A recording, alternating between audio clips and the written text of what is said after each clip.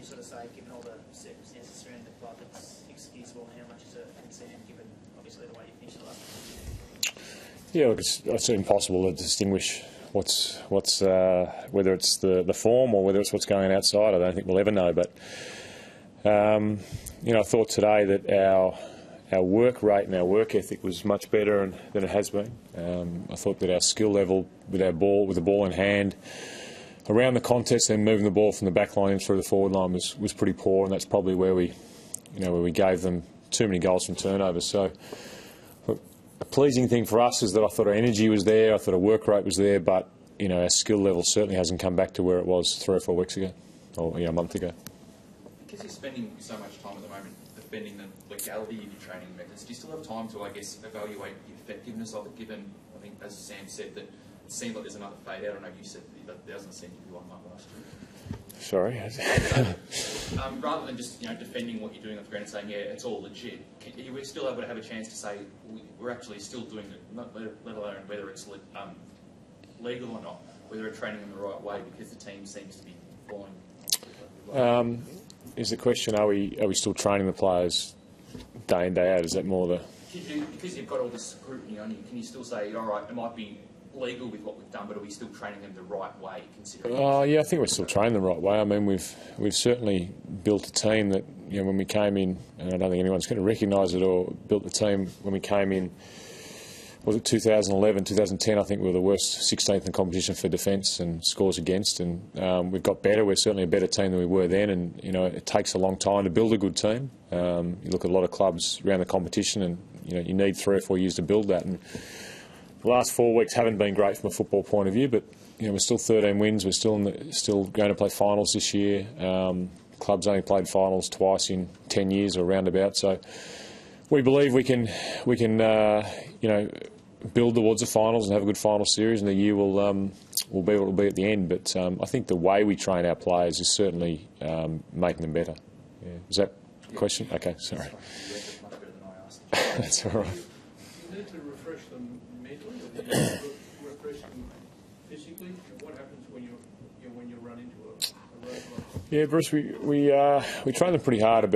We pulled up training about last week. Up until then, we'd been working very hard to try and get a volume of training in. So the last month, this month of September, we're nice and fresh and fit. So that might be a little bit to do with where we're at, and we certainly will freshen them up from now on in, both physically and mentally. But there's obviously a lot going on out. It's not a normal environment, the footy club. It's not ideal preparation, but we'll give them the preparation over the next 2 weeks that we hope will give them the best opportunity in September. Do you have an update on Dyson Headley? He had a bit of soreness in a tendon on his foot during the week, which wasn't too bad, and that's just got sore and sore, and the doctor was concerned that there might be a small crack there, but he's not.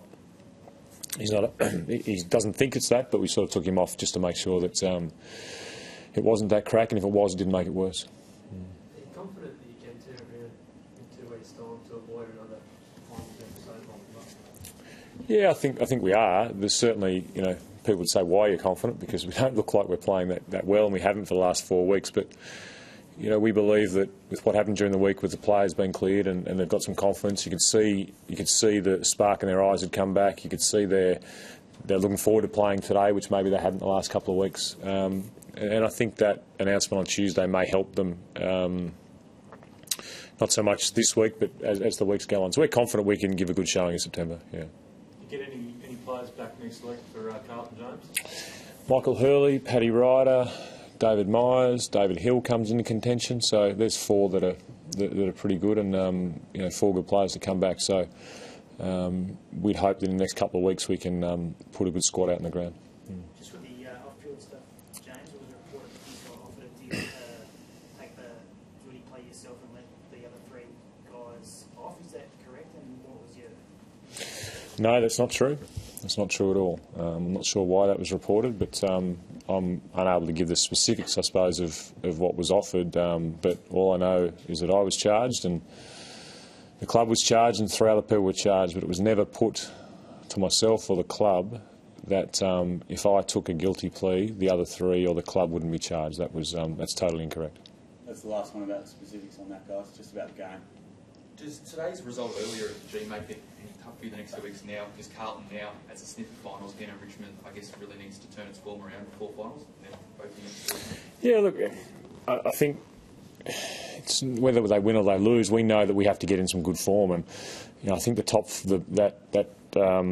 bottom four of the eight's pretty much settled, and I think all teams there will be trying to get their game ready so that when they have to play each other in 2 or 3 weeks' time, they're as ready and prepared as they can be. So Carlton certainly played very well after quarter time.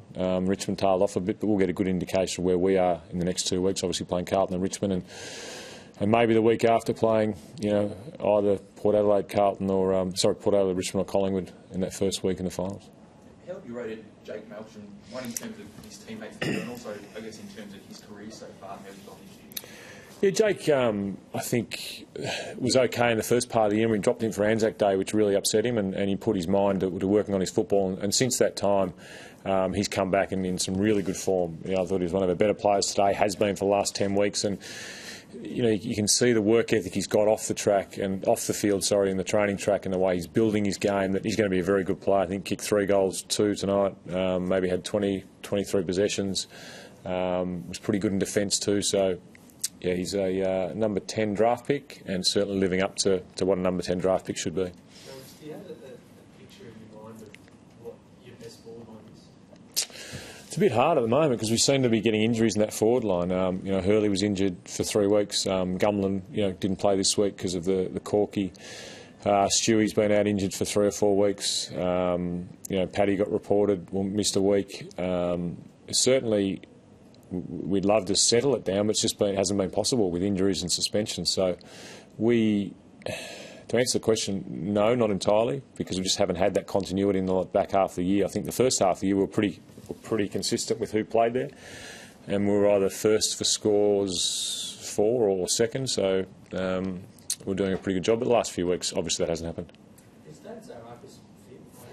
Yeah, he's not in great form. I think he got that hit in his back a month ago. Had a fracture in his back, which is not. It's only a minor fracture, and it sounds to people that you should be able to play through that. But he struggled for a couple of weeks, so he struggled to train. He's lost a bit of his speed. I think we need to get him back to some quick training and hard around the contest. But Zach is a quality player, probably our best player in the first half of the year, along with Job. So we need him back to that form. He wants to get back to that form. He's a diligent, hard worker, and he'll get back. Sorry, the turnovers hurt you Yeah. the first half. What's that a symptom of, and sort of how do you rectify it? Yeah, first I think we tried to just force the pass too often, and we tried to take the opportunities that were. We didn't take them the first time, then went back the second time, and against quality teams, teams clog up the midfield, try and stop you going back to the midfield, and we tried to force that too often. And if you don't take it the first time, then it goes, then you can often make mistakes. So we need to be a little bit more just patient with our ball use rather than as kamikaze as we have been the last 2 or 3 weeks. And unfortunately, when you make a few mistakes early, then you get hesitant and you don't take the ones that are there. So it's giving the boys confidence they can move the ball better, and just give them the confidence that if they make a mistake, we'll move on. Don't worry too much about it. Joe Danaher today, a bit of goal kicking practice. Yes, he does. Yeah, look, Joey has to work on his goal kicking. We've been working on it with him pretty hard. I think he kicked 4 behinds tonight, but in his development, you can see how good a player he's going to be. His marking, his positioning, he knows how to play the game. It comes naturally to him. And we'd love him to kick 3 of those goals, but he didn't. But you'd have to say his game tonight was a reasonably good one. And when he moved into the ruck, I thought he was competitive there as well. Thanks, guys.